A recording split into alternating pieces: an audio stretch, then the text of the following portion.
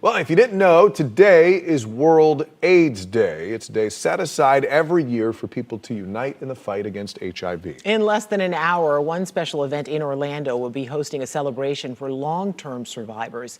The CDC said Florida ranks near the top with new HIV infections. And it all comes as one Orlando center seeks to create a functional cure. News 6's Brian Didlake has more. These are individuals that have passed due to HIV or AIDS. Gabriela Rodriguez with the Central Florida HIV Council showing quilts to be displayed at the World AIDS Day Vigil.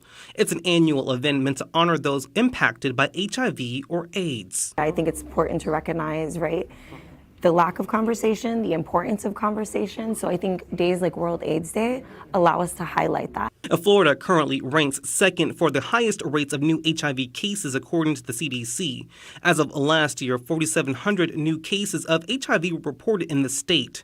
Rodriguez saying Orange County among the top 5 counties in the nation for new cases. Those numbers are teaching us that we probably really need to do a better job in terms of outreach. Federico Enestro with the Orlando Immunology Center says they are working to get results. Doctors saying medicine has come a long way to the point where a person living with HIV can become undetectable. And once undetectable, they can no longer transmit the virus.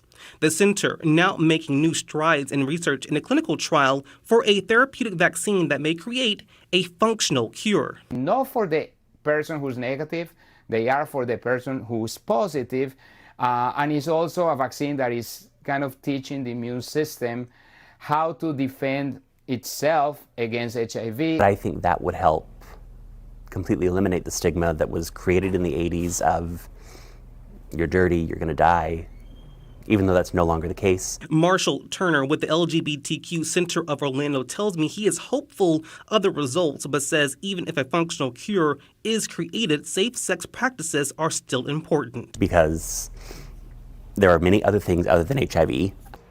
The Orlando Immunology Center says it's still too early to see any results from their therapeutic vaccine.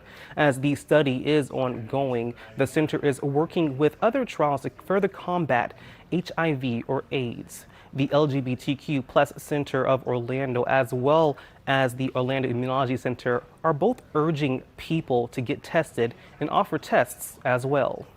We're in the newsroom. Brian Ditlake getting results. News 6.